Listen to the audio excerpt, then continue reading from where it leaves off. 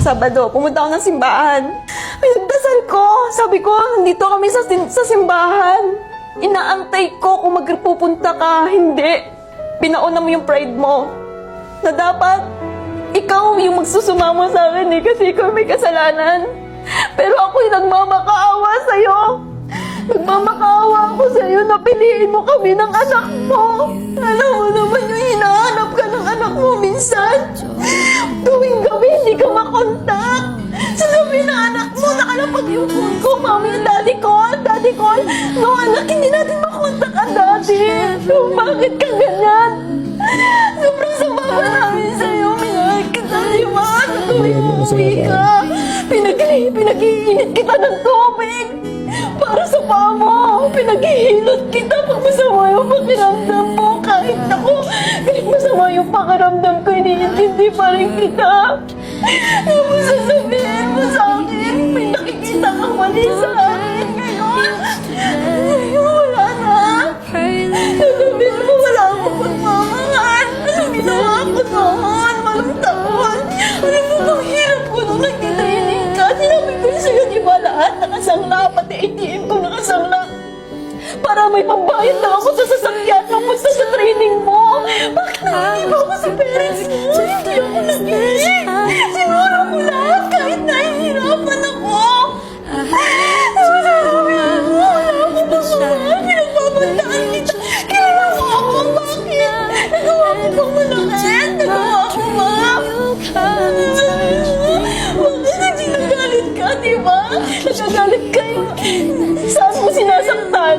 Father, di ba? Bakit pinarinig ka ba sa akin? Sinabi ko ba sa parents ko? Wala akong sinasabi. Ni isa wala akong sinasabi sa kanila. Tapos ngayon sasabihin mo sa akin ganito. Ngayon may nakita kang masama sa akin. Iiwanan mo ko bigla. Sana kung sinabi mo agad. Hindi, biglaan. Nagisip ko. Yun na, wala na pala. Wala ka ng pagmamahal sa akin. Sobrang mahal kita. Sobrang mahal. Nakakilala mo sa anak natin. Hindi ko. Sabihin, hindi mo kami naman. Inalit mo lang ako. Inalit mo lang ako. Time na yun. Baby, I'll just keep forgetting now. My dream, you'll come and touch me. Ano sasabihin mo?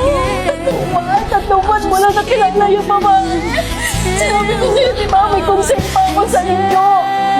Sasabihin, kinonsern ko ba nagsend ako sa ating na ganito, ganyan. Tapos concern ako sa'yo, sabi nung maraming nagsasabi na anong klaseng babae yun. Kaya gusto ko ilayo ka doon. Kahit hindi mo na ako balikan, basta may layo ka lang doon. Kasi sabi mo, pero hindi. Concern ako sa'yo. Gusto ko tumatawag sa'yo, nagpamakaawa ako. Hindi mo ko pinaligan. Isip mo na sa'yo. Hindi maayos to. Sabi mo sa akin, lahat ng away natin, pag-uusapan natin. Hindi natin hahayaang mabuwag yung pamilya natin.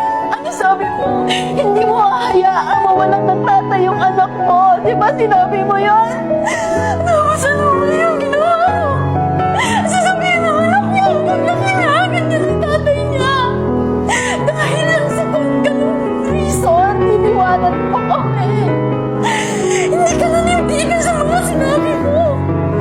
Marami tayong plano. Ang dami nating pangarap. Hindi na natupad eh. Gusto ko lang naman sana. Nagsabi ka ng mahal sa akin, hindi mo na ako mahal. Hindi kita mapapahiya ng ganito. Nasasaktan din ako, alam mo ba? Sobrang saktan ako. Sabi ko nga sa'yo, di ba? Sana pinatay mo na lang ako. Kaysa paunti-unti ng ganito. Hindi ka na naaway. Sabi ko nga sa'yo, di ba? Sana pinatay mo na lang ako. Kaysa paunti-unti.